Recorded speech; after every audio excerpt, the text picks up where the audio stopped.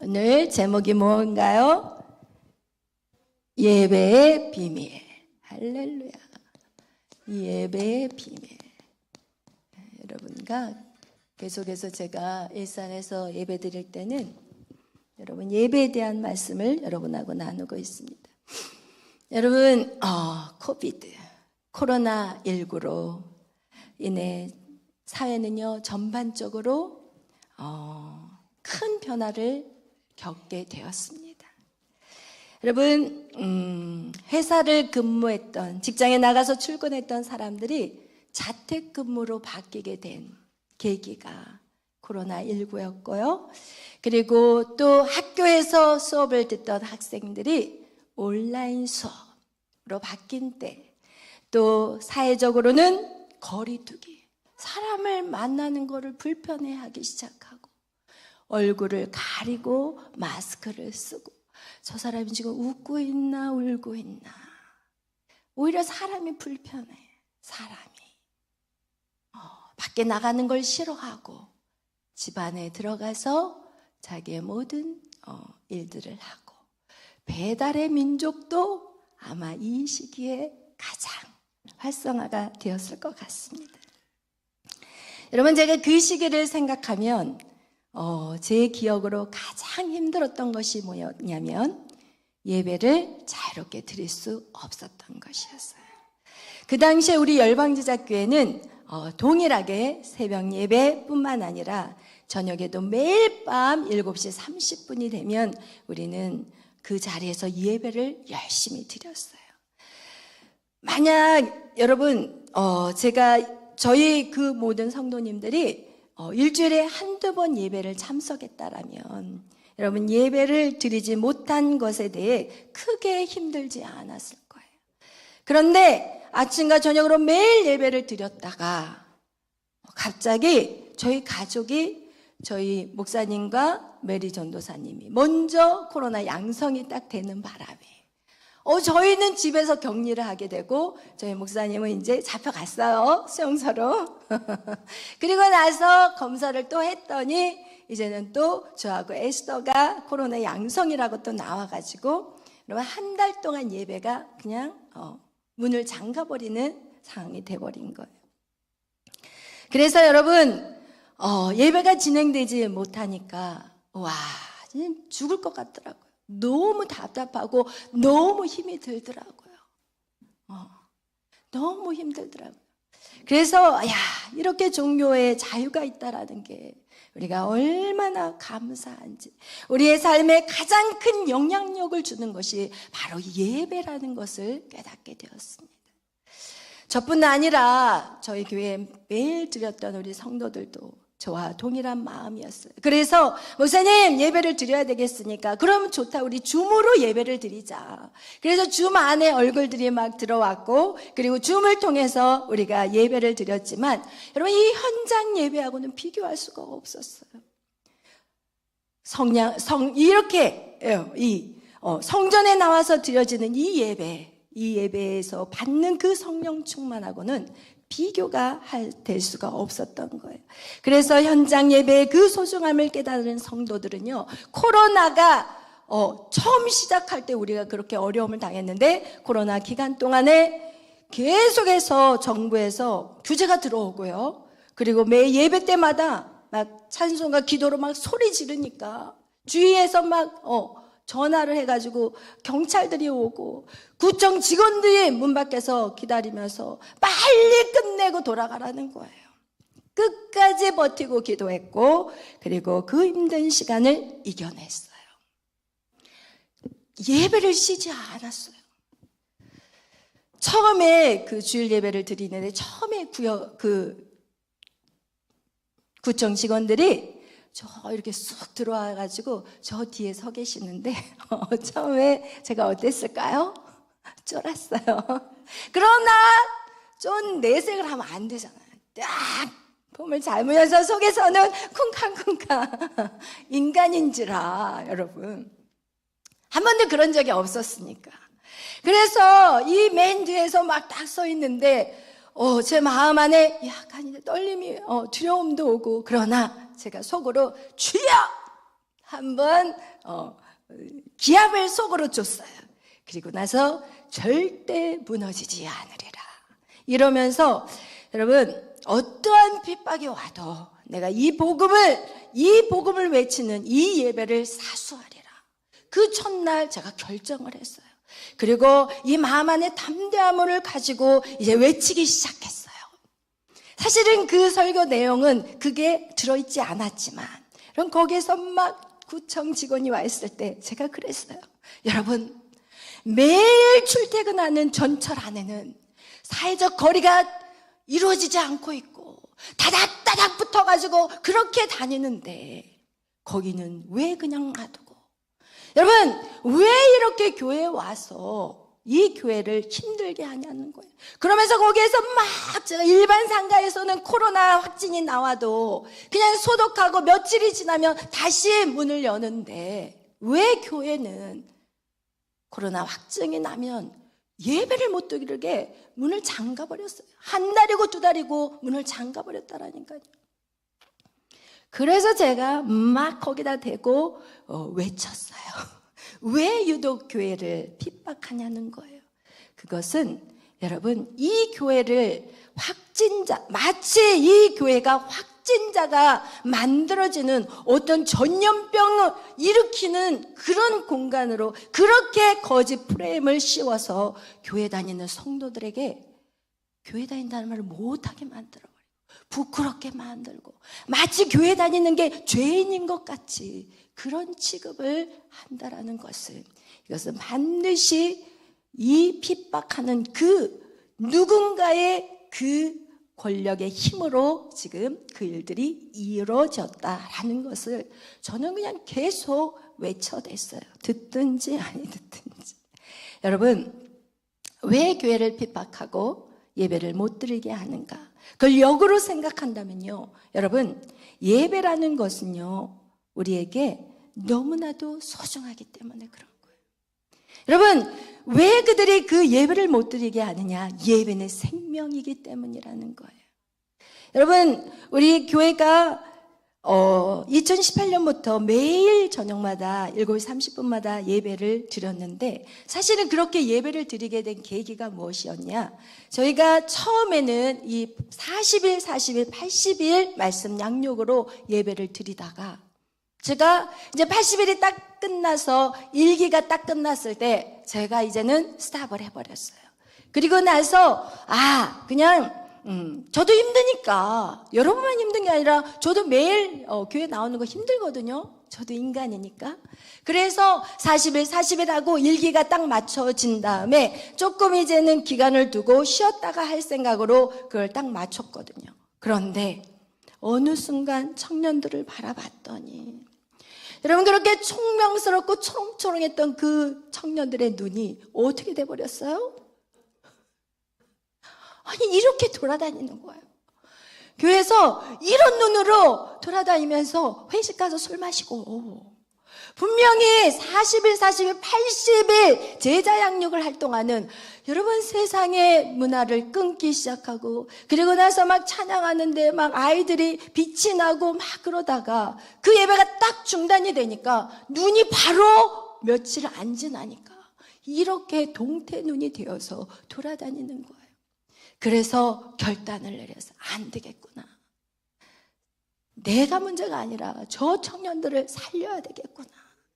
그러면서 다시 예배를 시작하게 되었더니 이 동태 눈이 어떻게 됐을까요? 초롱초롱 빛나기 시작한 거예요. 그래서 여러분, 우리는 매일 밤 예배를 드리게 되었고, 그 예배가 있었기 때문에 우리는 코로나의 그 핍박 속에서도 우리는 흔들리지 않고 예배를 드릴 수 있는 사람이 되었다라는 것입니다. 그런데 여러분, 그 코로나 시기 동안에 많은 교회들은 스스로 문을 닫았어요. 그리고 새벽 기도도 평일 예배도 계속 줄여버리고 주일날 딱 한 번 예배를 드리는 그런 교회로 많은 교회들이 바꾸기 시작했어요. 자기 교인 외에 다른 곳에서 오는 사람들은 예배 참여 못하게 막았어요. 그걸 어떻게 하느냐면 저한테 전화가 왔더라고요. 저는요, 예배를 너무 드리고 싶어요. 그런데, 제가 예배를 가려고 했더니, 우리 교회는 아니라고 가지 말라고 하는데, 제가 지방에서 지금 딸네 집에 왔는데 예배를 드리고 싶어요. 어떻게 했으면 좋겠어요? 그래서 제가 오시라고 그랬어요. 저는 무조건 예배하는 사람들, 무조건 와라. 무조건 다 받아들였어요. 그리고, 여러분, 또 어떤 상황이 되어 있느냐. 제가 그 상황 속에서 제가 깨달은 게 있어요. 야, 교회가 죽은 교회가 있구나. 저는 코로나 때 그거를 알게 된 거예요. 교회라고 해서 다 교회가 아니구나. 죽어 있는 교회가 있고 살아있는 교회가 있구나. 여러분, 살아있는 물고기는 어떻게 해요? 물살에 실려가지 않아요. 역으로 그 물살과 정면 돌파하면 뚫고 나가요. 살아있는 물고기는. 그러나 죽어있는 물고기는 어때요? 그냥 세상의 풍조에 다 실려가 버리고 만다라는 것이.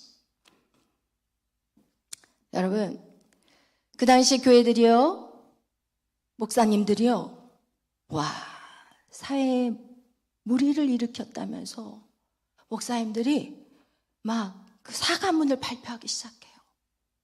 나와가지고 죄송합니다. 저는 이해가 안 됐어요. 어떻게 교회 목사님들이 우리가 알아서 문을 미리 알아서 닫겠습니다. 이러고 자기들이 사과문을 발표하고 있는 말도 안 되는 행동들을 주의 종들이 한 모습을 보면서 제가 정말 가슴을 쳤어요. 여러분, 이렇게 결국 큰 교회, 작은 교회 한 것 없이 어떻게 만들어버렸냐면 현장 예배 19명으로 제한해버리고 모든 예배를 뭐로 돌려버려요? 방송으로 돌려버렸어요. 코로나19로 인해서 이제는 교회 안에 새로운 문화가 생겨났어요. 그게 뭔지 아세요? 현장 예배가 온라인 예배로 바뀌어버렸어요. 그리고 가장 비극적인 일이 이제 시작되는 거예요. 온라인 예배가 활성화되었고 당연하게 생각했어요. 그것을 하나도 불편하게 생각하지.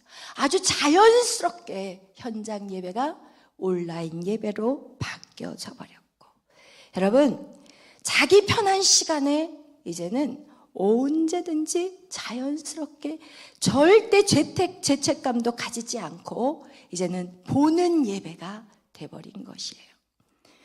이제는 더 이상 수고롭게 여러분 교회 갈 필요도 없고 시간도 전략되고 물질도 전략되고 몸도 피곤하지 않고 그런 종교 생활에 익숙해져 버렸던 것이에요. 여러분 생각해 보세요. 교회라는 것이 어떤 것이에요? 이 안에서 여러분 공동체 훈련이 필요한 거예요. 서로 부대끼면서 나의 모난 부분이 부드럽게 만들어져야 되는 거예요. 여러분 어디서 온유와 겸손함을 찾아낼 수 있겠어요? 어떻게 그것을 우리가 훈련받을 수 있겠냐고요. 이 교회라는 곳을 통해서 부닥침 속에서 나의 죄성이 드러나야 되는 거예요. 나의 연약한 부분이 이 안에서 회복돼야 되는 거야. 야, 나 이거밖에 안 됐구나. 나라는 인간이 별 볼 일 없구나. 이거를 공동체 안에서 배워야지. 이런 방구석에 앉아서 여러분을 괴롭힌 사람이 하나도 없어. 너무나도 편해. 그리고 뭐 옷도 그냥 잠옷바람으로 드려도 돼. 그러면 이게 어떻게 예배라고 할 수 있냐라는 것이. 성경에 하나님께서는요, 하나님은 현재와 미래를 아시는 하나님. 하나님 만약에 그것이 맞는다면 성경에 기록이 되어 있을 거예요. 방구석에서 예배드려라. 그러나 성경에는 뭐라고 말씀하고 있느냐? 히브리서 10장 25절에 모이기를 피하는 어떤 사람들의 습관과 같이 하지 말라고 그랬어요. 오직 권하여 그날이 가까움을 볼수록 더 그리하자. 그날이 뭐예요? 예수님의 재림의 날이에요. 주님이 오시는 그날까지 우리는 모이는 걸 피해서는 안 되거든요. 오히려 더 힘써 모여야 되는 거예요. 여러분 오순절에 성령의 역사가 있는 그들에게 어떤 일들이 일어났냐? 여러분 날마다 마음을 같이 하여서 성전에 모이기를 힘썼다고 성경은 우리에게 말씀하고 있습니다.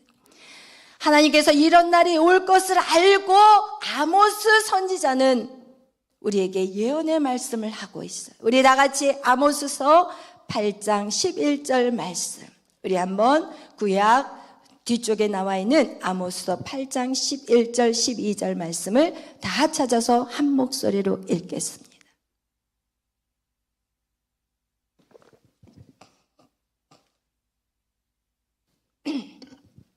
아모스서 8장 11절에서 12절 말씀 다 찾아주시기를 바라요.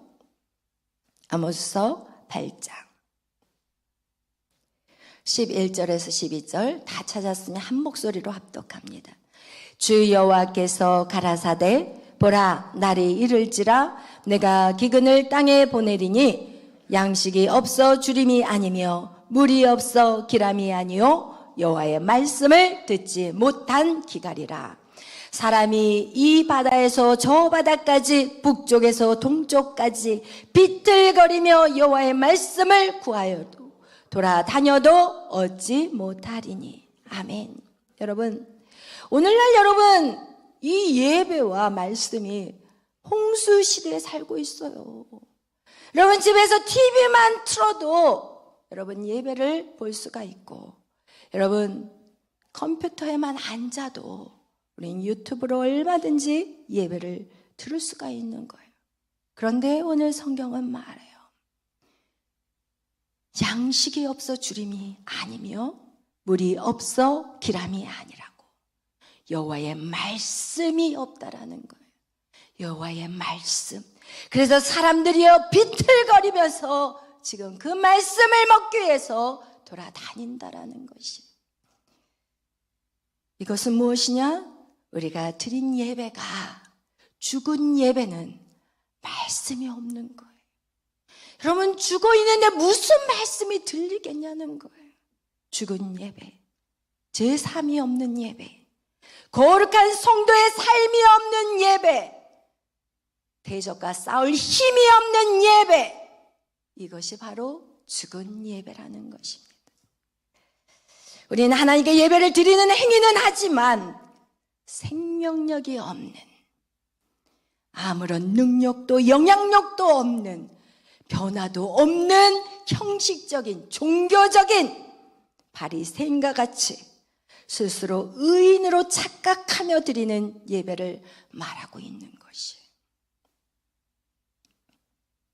여러분, 예배를 한 센텐스로 말한다면 저는 예배는 거룩한 하나님과 죄인이 만나는 시간이라고 말하고 싶어요.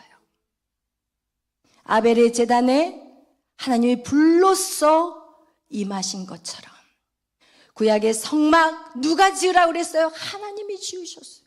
하나님이 그 죄인들에게 성막의 지성소를 통해서 하나님이 내려오신 것처럼 여러분 신학의 예배는 하나님께서 시작하셨다라는 거예요. 그리고 하나님의 문을 여셨다라는 것이, 하나님이 죄인들을 초대하신 곳이 바로 무슨 자리예요? 예배의 자리라는 것이. 여러분 이렇게 성경 창세기 1장을 보면요, 우리는 참으로 놀라워요. 하나님의 말씀은요, 창세기 1장은요 태초에 하나님의 천지를 창조하셨어요. 창세기 2장은요 그 창조한 것들 중에서 인간의 창조에 대한 얘기가 나와요. 아주 자세하게. 그리고 창세기 3장에는요 타락한 인간, 선악과를 먹음으로 인간은 타락했어요.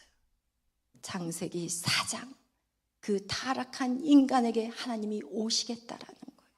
무엇으로? 제사로. 이게 바로 창세기 4장의 기록이라는 거예요. 창세기 4장에 선악을 따먹은 죄인된 인간을 하나님 관계 안으로 초대한 사건이 바로 가인과 아벨의 제사를 통해 우리에게 보여주고 있는 것이, 제사 곧 예배에 대한 것.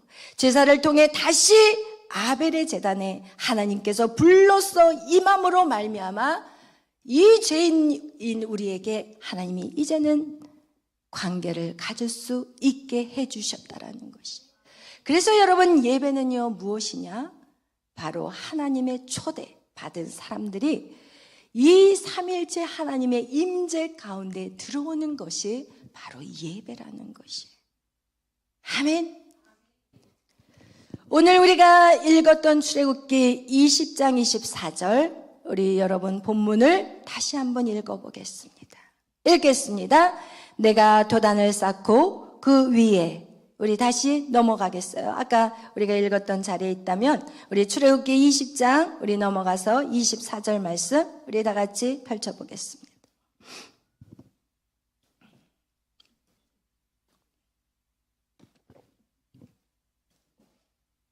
읽겠습니다. 내게 도단을 쌓고 그 위에 내 영과 소로 내 번제와 화목제를 드리라. 내가 내 이름을 기념하게 하는 모인 곳에서 내게 임하여 복을 주리라. 아멘. 예배를 드린 자들에게 하나님이 임재하실 것이고 그 하나님의 임재가 있는 자들에게 무엇이 임한다고요? 복이 임한다라는 것이. 여러분, 살아있는 예배, 참된 예배는 하나님의 복을 주신다라고 말씀하고 있습니다. 여러분, 그래서 요한복음 4장 23절에서 24절, 여러분, 참된 예배는 무엇이라고 말하느냐? 영과 진리로 드려지는 예배라고 해요. 여러분, 영은 무엇이에요? 성령이에요. 이 예배 안에 성령이 반드시 있어야 돼요. 이 예배 안에 진리신 예수 그리스도의 말씀이 있어야 되는 거예요. 여러분, 이 진리의 말씀과 성령이 없는 예배는 죽은 예배. 제가 미국에 살면서 그랜드 레피드라는 엄청나게 복음의 불을 받았던 그 지역을, 제가 그 지역에 살았거든요. 여러분, 한 블럭을 지나면 교회였어요. 또 한 블럭을 지나면 교회. 여러분, 그런 곳에서 엄청난 부흥이 있었던 그 자리가, 제가 갔을 때는 교회를 방문해 보면은 다 할머니, 할아버지들만 남아 계시는 거예요. 대체 왜 이렇게 돼버렸을까? 그런데 거기에서 말씀을 들을 때 느껴지는 것은 성령에 대한 얘기가 없어요. 오늘날 교회들이요, 성령에 대한 얘기가 없는 교회들이 너무 많아요. 우리 같이 부르짖어 기도하면요, 조용해, 시끄러, 하나님이 기가 막혔어? 왜 소리 지르면서 기도해? 이러면서 새벽에 제가 미국에 살다가 한 번씩 이렇게 한국에 방문차 와서 근처에 큰 교회들이 있으면 이제 큰 교회 가서 이제 새벽에 이제 소리 질러서 부르짖어 기도하는데 저를 쿡쿡 찔르더라고요, 누가. 쭈야하고 기도하고 있는데 푹푹 찔러요. 그래서 눈을 살짝 떠서 이렇게 봤더니 저를 싹 가는데 제 앞에다가 종이 하나를 딱 써놨어요. 혼자 기도하세요. 조용히 하세요. 이러면서 적어놨더라고요. 그 교회가 굉장히 큰 교회예요. 성도들이 엄청 많은 교회예요. 유명한 교회라니까요. 그런데 소리 질러 기도 못하게 하고 방언 못하게 하고 그런 교회더라고요. 여러분, 그곳이 살아있는 예배가 이루어질 수 있다고 생각하십니까? 절대 아니에요. 날마다 영혼들이 죽어가고 있다라는 거. 그걸 누가 책임질 수 있겠습니까? 참된 예배는요, 반드시 영과 진리의 말씀이 여러분이 있어야 되는 거예요. 내 개인의 삶이 살아나야 되고 내 가정이 살아나야 되고. 여러분, 그래서 여러분부터 살리세요. 여러분 가족 살릴 생각하지 마시고 여러분이 먼저 살아나야지 여러분에게 하늘의 권세가 주어지는 거예요. 100번 얘기해도 소용이 없어요. 여러분이 살아나서 여러분이 보여주세요. 진정한 믿음이 어떤 것인지 여러분이 보여주시라고요. 그러면 가족들은 돌아와요. 여러분, 내 개인의 삶이 살아나고 내 가정이 회복되고 그 다음 이 민족이 살아나는 거예요. 할렐루야. 하나님께서는요, 하나님을 경외하는 민족을요, 하나님 반드시 사랑하세요. 그리고 하나님을 예배하는 나라에 하나님은 부흥을 주세요. 영적인 부흥만 주시는 게 아니라니까요. 그래서 이스라엘에서 복음이 시작되었고 그것이 유럽이 복음으로 들어갔을 때 유럽은 엄청난 나라가 되었어요. 그리고 그것이 영국으로 갔을 때는 영국은 해가 지지 않는 나라가 되어버렸다니까. 그런데 거기서 부강한 나라가 될 때마다 인간의 이성이 발동을 하고 결국은 마치 자기들이 똑똑해서 그렇게 된 거라고 착각을 한다라니까요. 여러분, 우리가 아는 인간의 이성, 그리스. 여러분 잘 알잖아요. 제가 그리스를 갔거든요. 완전 깡통, 빈털터리가 됐어요. 복음이 없으면요, 빈털터리가 돼요. 무슨 세상에 지식이, 철학, 웃기지 마시라고 하세요. 깡통 나라 돼 있어요, 그리스. 사기만 치고 앉아있어요. 제가 분명히 거기에다가 가기 전에 제가 인터넷으로 해가지고 차를 렌트했거든요. 갔더니 무슨 차를 준지 아세요? 스틱을 주더라고요. 어디서 스틱 같은 거를 갖다 놨는지 참 사기를 치려고. 누가 그걸 다 읽어보겠어요. 요즘 스틱 쓰는 차들, 그런 자동차 렌탈 회사가 어딨냐고요. 갔더니 스틱을 딱 갖다 주면서 돈을 더 달라고 하더라고요.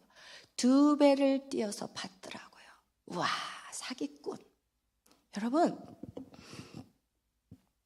세상에 어리석음은요, 하나님이 없다라고 하는 자들인 거예요. 하나님이 안 계신다고 하는 자들이 어리석은 거지. 여러분, 하나님을 믿는 그 지혜는요, 여러분, 뇌를 검사한 사람들이 가장 똑똑한 사람들이 누구냐? 그리스도인들이래요. 그것은 통계적으로 나온 얘기예요. 여러분, 예수 그리스도, 그의 말씀, 그것이 세상에서 가장 가치 있고 가장 지혜로우며 이 땅에서 가장 가치 있는 인생을 살아가게 하는 것입니다. 아멘. 여러분, 참된 예배는 반드시 성령과 예수 그리스도의 말씀이 있어야 되는 것입니다. 여러분, 그런 그 복음이 영국에서 미국으로 갔을 때, 여러분, 미국은 엄청난 나라가 되었고 그 복음이 한국에 왔을 때 거지 나라. 여러분, 이게 얼마 안 된 얘기예요. 100년도 안 된 얘기예요. 여러분, 6.25 때 얼마나 거지 나라였어요. 여러분, 그거 보면 아시잖아요. 그 나라가 이렇게 부강할 수 있었던 것이 우리가 똑똑해서 된지 아세요? 아니라니까요. 착각하지 마시라니까요. 복음이 오면 우리는 영육의 풍성함이 임하게 되는 거예요. 아멘. 여러분, 세상을 아름답게 행복하게 우리의 가정, 사회, 이 나라가 부강하게 세워지기 위해서는 반드시 살아있는 예배가 어떻게 될까요? 회복돼야 돼요. 아멘. 참된 예배가 회복될 때 우리는 가정에 놀라운 회복이 일어날 것이고 모든 근심이 사라지게 되는 거예요. 아멘. 여러분, 예배는 하나님이 우리 죄인들을 초대하는 시간이에요. 여러분, 온 세상의 왕이신 분이 여러분을 초대한다면 여러분 어떻게 반응할 거예요? 물어보고 싶어요. 친구 만나러 갈 거예요? 여러분, 지금 예배에 초대하는데 여러분 어떻게 할 거냐고요? 지금 여러분이 모든 예배에 어떻게 반응하는지 여러분 한번 생각해 보세요. 여러분이 지금 오늘 예배에, 모든 예배에 만왕의 왕이신 그분이 여러분을 초대할 때 여러분은 어떻게 반응하셨어요? 묻고 싶어요. 하나님을 경외한다라는 것이 여러분의 예배 태도인 거예요. 어떻게 증명할 수 있어요? 하나님을 경외한다는데 어떻게 증명할 수 있어요? 성가대 주의하고 나서 예배 시간에 찬양 부르고 가버려. 예배도 안 드리고. 전 그런 사람들 솔직히 말해서 여기 앉히기 싫어요. 제 성격은 가식적이에요. 하나님이 다 아시는데 사람은 속여도 하나님은 못 속여요. 여러분의 예배 태도를 한번 생각해 봤으면 좋겠어요. 여러분의 모습을 정확하게 발견하는 시간이 되었으면 좋겠어요. 여러분이 하나님을 얼마나 인정하는지, 여러분이 얼마나 하나님을 사랑하는지, 여러분을 위해서 자기 아들까지 죽이신, 아니 당신이 이 땅에 내려와서 죽은 그 사건을 여러분은 어떠한 마음으로 받아들이고 있는지, 여러분이 그동안 하나님 앞에 드려진 그 참된 예배라고 해서 드려졌던 그 모습이 어떤 모습인지 한번 묵상해 보세요. 이 세상에서 모든 만물을 주관하신 그 하나님이 여러분을 초대한 시간이에요. 왕이신 하나님이 초대했는데 여러분의 감정, 기분에 따라서, 환경에 따라서, 인간관계 유지 위해서, 친분에 따라서 여러분 예배를 드리지는 않았는가요? 내 인생의 시간, 몸, 물질, 내 모든 것 나의 왕 되신 하나님께 이제는 맞춰야 해요. 아멘. 나의 최고의 것을 그분에게 드려도 우리는 아무리 드려도 갚을 수가 없어요. 그 은혜를 갚을 수가 없어요. 여러분, 우리는 그래서 하나님 앞에 드려진 모든 것을 최선을 다해야 돼요. 헌신하는 거 최선을 다해야 돼요. 여러분, 그 조금 헌신하고 나서 입으로 불평하지 않기를 바라요. 봉사하는 거 최선을 다해서 봉사하세요. 사람에게 하는 게 아니에요. 하나님에게 하는 거예요. 우리의 힘을 다해서 하나님 앞에 물질을 드리고 최고의 것을 드리는 여러분이 되시기를 바라요. 그것이 바로 아벨의 제사였어요. 그러니까 하나님이 그 제단에 불을 내리신 거예요. 하나님이 임재하신 거예요. 여러분, 다윗의 그 예배 안에 성령의 임재가 있었어요. 할렐루야. 여러분, 예배가 왜 놀라운 비밀이 있냐면 이 예배에는요 죄사함이 있어요.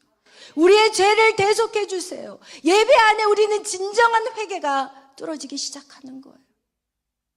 우리의 시작은요 회개부터 시작이 돼요. 회개하라, 천국이 가까이 왔다라는 거예요.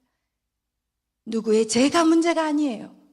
나 자신의 죄를 깨닫고 통회하고 자복하는 것, 이 제사함이 예배의 비밀인 거예요. 또한 그렇게 깨달았다면 이제는 우리는 거룩한 삶을 살아내야 돼요. 말씀대로 순종하도록 노력하는 거예요. 넘어져도 다시 일어나서 회개하고 그 거룩한 삶을 계속해서 걸어가다 보면 이제는 어느 순간이 되면 안 넘어진다라니까요. 더 이상 안 넘어진다라니까요. 남자를 몰라서 그래라는 소리 안 한다니까요. 여러분, 우리는 정욕 반드시 때려잡아야 되는 거예요. 아멘.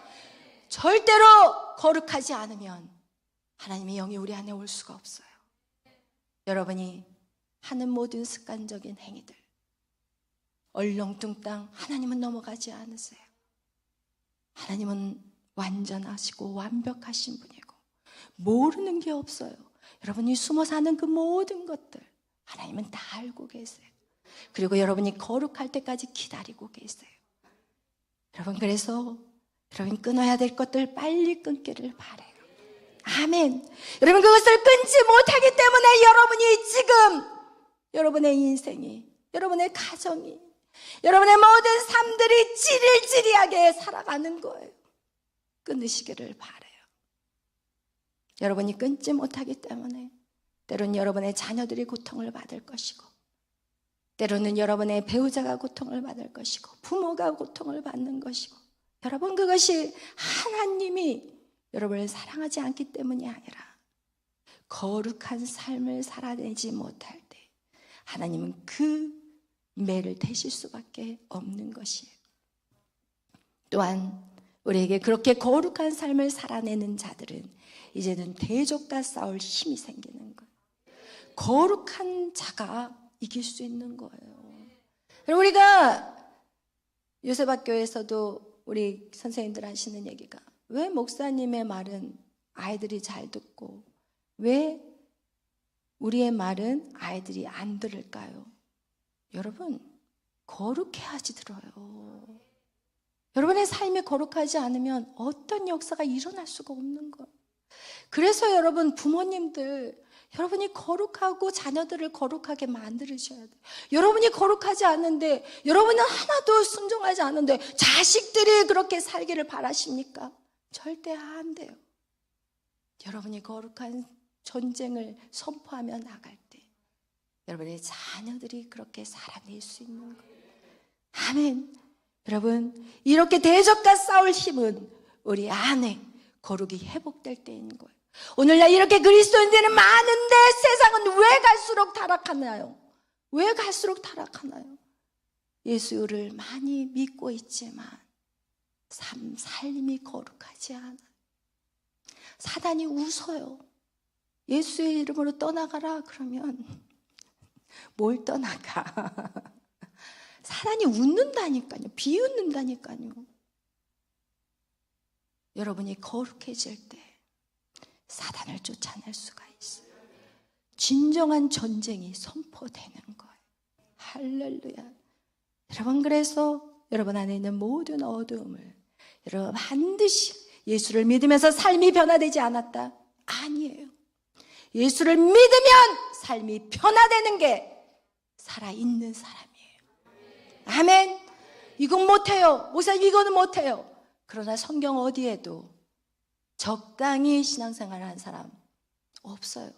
다 이루었다고 얘기해요. 노아가 하나님이 명령한 대로 다 이루었다 말했고, 여호수아가 하나님의 말씀대로 다 이루었다고 말하고 다라고 표현했지, 내가 들을 수 있는 말씀만 듣겠습니다 하지 않았다라는 거예요.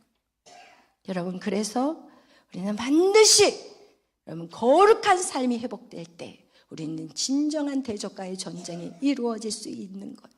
여러분, 다윗의 고백에 여러분 다윗이 여러분 그 사울에게 그렇게 쫓기면서 평생 40년을 쫓겨다녔어요.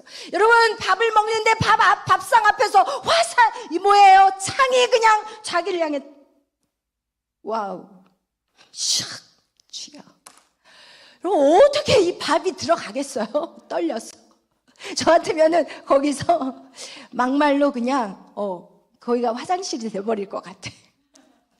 요 화살에 밥은 막 이 고기 반찬이야. 엄청나게 맛있는 반찬인데 거기에서 막 창이 날라와. 여러분, 그런 곳에서 정신병자가 안 돼서 안 되고 이스라엘의 제2대 왕이 될 수 있었던 것은 그가 하나님 안에 예배가 회복이 되었기 때문에. 여러분, 세상이 두렵습니까? 예배를 제대로 못 드리면 두려워요. 염려가 많습니까? 미래에 대한 근심이 많습니까?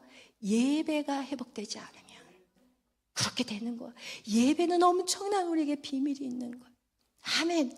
여러분, 그래서 이 사단은 여러분에게 예배를 못 드리게, 기분 나빠서 안 드리고, 누구랑 싸워서 안 드리고, 그러면 뭐 하나님 뭐 이게 응답이 안 돼서 안 드리고, 뭐 회사가 망해서 안 드리고, 집안이 싸워서 안 드리고. 여러분, 왜 예배를 안 드리냐고요? 둘이 싸우면 싸웠지.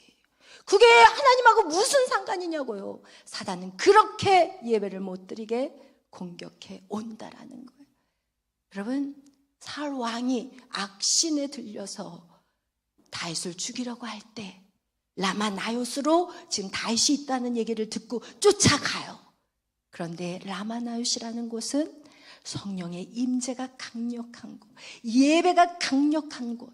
그 안에 들어가자마자 사울이 갑자기 옷을 훌러당 벗고 다윗을 죽이러 가가지고 거기서 취해가지고 막 예언을 하기 시작하고 성령의 사람으로 충만해가지고 헬렐레 하고 이러고 다윗을 죽여야 되는데 죽일 수가 없어.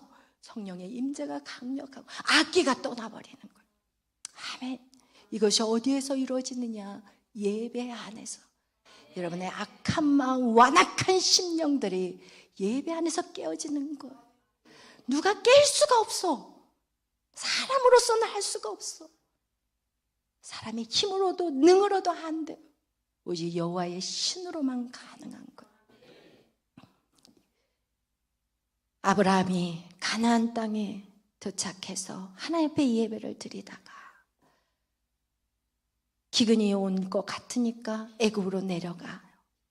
애굽으로 내려가는 삶은 예배하지 않는 삶. 뭐가 찾아와요? 두려움이 찾아와. 죽을 것 같아. 그러니까 자기 아내에게, 야, 너 너무 아름다운 여인이니까 나의 누이라고 하자. 이러면서 거짓말하는 거예요. 여러분, 예배만이 우리에게 세상을 두려워하지 않는, 세상과 타협하지 않게 만드는 게 오직 예배의 비밀이라는 거예요. 여러분, 사수하세요. 날마다 예배 드리는 거. 세상은 정신 나갔다고 하지만 저는 세상 사람들이 걱정이 돼. 제정신이 아니야. 그러니 오늘날 정신병원에 자리가 없더라고요. 어떤 분이, 어떤 집사님이 딸을 정신병원을 막 찾는데 입원할 곳이 없대. 꽉 차버렸어, 꽉. 그러니까 그렇게 살 수밖에 없는 거예요. 여러분, 절대로 예배는 타협해서는 안 돼. 아멘. 끝장 봐버리는 여러분이 되시기를 예수의 이름으로 축원합니다. 우리 오늘은 찬양을 힘차게 부를 거예요. 할렐루야. 우리 간사님들 다 나오셔서 오늘 우리가 찬양을 주여! 우리 예배자로 하나님이 부르셨어요. 하나님은 여러분을 예배자로 부르셨어요. 여러분의 본분이 예배자예요. 그것이 여러분 우리의 비밀인 거예요. 오늘 다 같이 찬양 우리 힘차게 먼저 예배자에 대한 찬양을 부르시고, 그리고 또 오늘도 우리는 춤추며 예배할 것이고 하나님을 찬양하겠습니다. 나는 예배자입니다.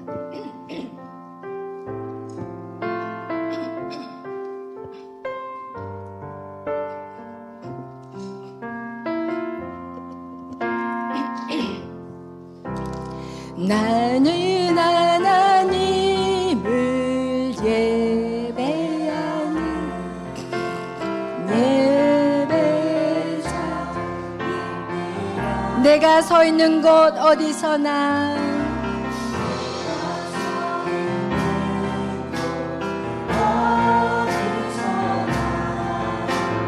하나님을 예배합니다. 내 영혼 거룩한 내 영혼 거룩한 은혜를 향하여 내 마음 완전한 하나님 향하여 이곳에서 바로 이 시간 하나님을 예배하라.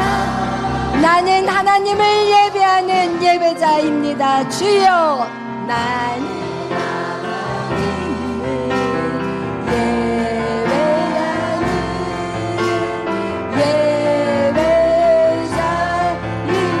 예배자입니다. 내가 서 있는 곳 어디서나 내가 서 있는 곳 어디서나 하나님을 예배합니다. 내 영혼 거룩한 은혜를 향하여 내 마음 완전한 하나님 향하여 이곳에서 바로 이 시간 하나님을 예배하. 나의 평생에 한 가지 소원, 나의 평생에 단 한 가지 소원, 주의 아름다우신 보며 사랑 노래하는 것, 나의 왕 되신 주님의 얼굴 구하며 그 사랑 안에 머물러 사랑 노래. 나의 평생에 단 한 가지 소원,